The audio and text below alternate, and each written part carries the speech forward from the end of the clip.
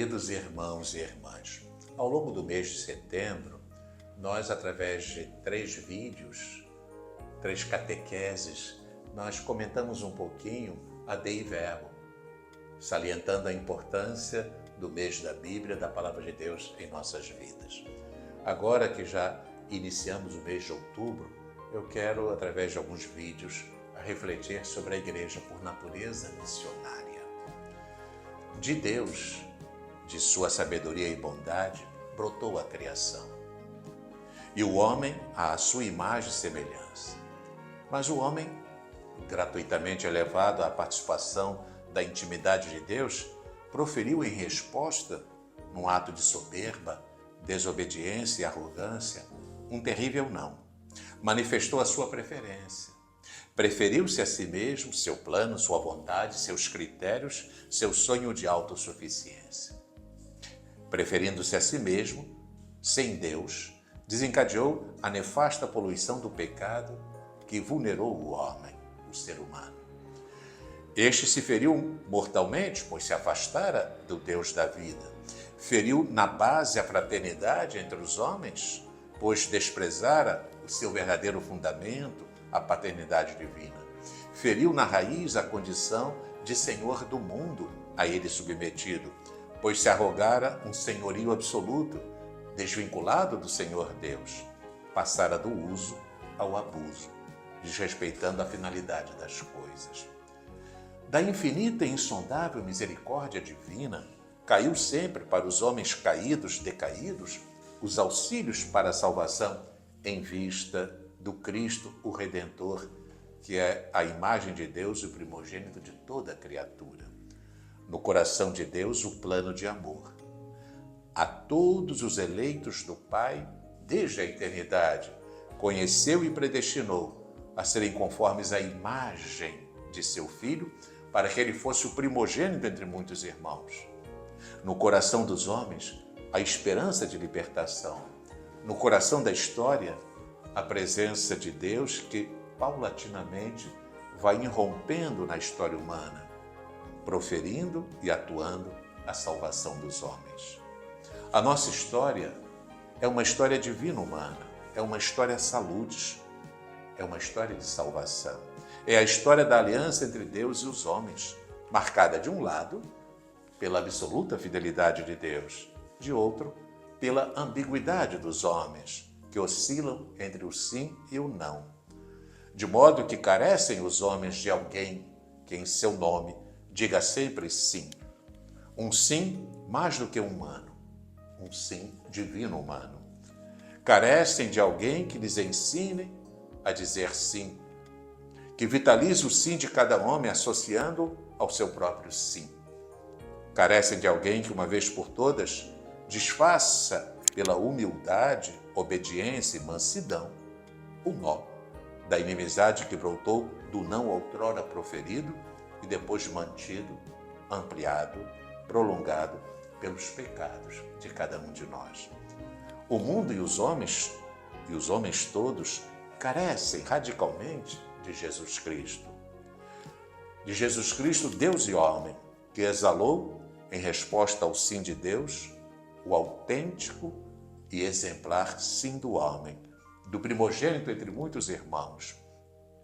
E em contraposição ao insensato não dos homens, expressou em sua pessoa, numa linguagem humana e em plenitude, o eterno e irrevogável sim de Deus. Precisando de Cristo, precisam os homens também da Igreja. Da Igreja que continua na história, debaixo do sopro renovador do Espírito, a missão do Filho de Deus. Devendo amá-lo, não podem os homens deixar de amar a Igreja, pois ele amou a Igreja e entregou-se a si mesmo por ela. Entregou-se por ela, entregou-nos e a todos os homens a Igreja como sacramento universal de salvação. Entregou-nos à Igreja. Nela nos integrou. A todos os homens chamou, dando-lhes assim o radical direito de a ela pertencer, de nela balbuciar o próprio sim, participando do sim pascal de Jesus Cristo. Nessa igreja, fomos pelo batismo inseridos. A ela, portanto, devemos nosso empenho. De seu seio brota para todos nós a necessidade de um esforço missionário. Com efeito, a Igreja, desde a origem do mundo prefigurada, na história de Israel e na antiga aliança, admiravelmente preparada, na plenitude dos tempos fundada, em Pentecostes manifestada e agora em peregrinação para a gloriosa consumação. Esta igreja é, em sua essência, missionária, nascida da ação evangelizadora de Jesus e dos doze, e constituída como sacramento universal de salvação, é enviada por Jesus, o enviado do Pai, como a continuadora de sua missão. Ide, pois, fazei discípulos meus todos os povos, batizando-os em nome do Pai e do Filho e do Espírito Santo, ensinando-os a observar tudo quanto vos mandei. Ide por todo o mundo e pregai o Evangelho a toda criatura. Quem crer e for batizado será salvo, mas quem não crer será condenado. Queridos irmãos e irmãs, a atividade missionária da Igreja, que sem dúvida deve ser cumprida pela ordem dos bispos, presidida pelo sucessor de Pedro, exige a oração e cooperação de toda a Igreja. A nossa cooperação, querido irmão, querida irmã. A todos os homens, então, será levada a boa nova do reino de Deus. A todos será anunciado e oferecido com palavras e com o testemunho de uma autêntica vida cristã, o sim divino humano de Jesus Cristo. Diante de todos, sem exceção, projetar-se-á a meta que Deus lhes propõe, a intimidade de sua face, una e trina, a ser visionada, amada, possuída eternamente comungada e participada.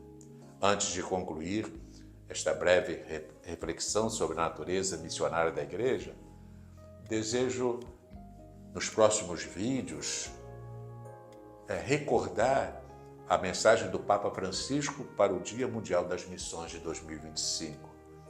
Essa mensagem é datada de 25 de janeiro. É a última mensagem do Papa Francisco para o Dia Mundial das Missões.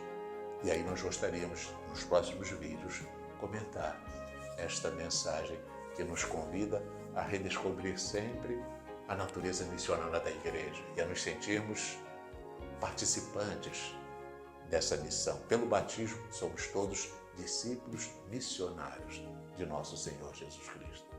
A todos, Deus abençoe.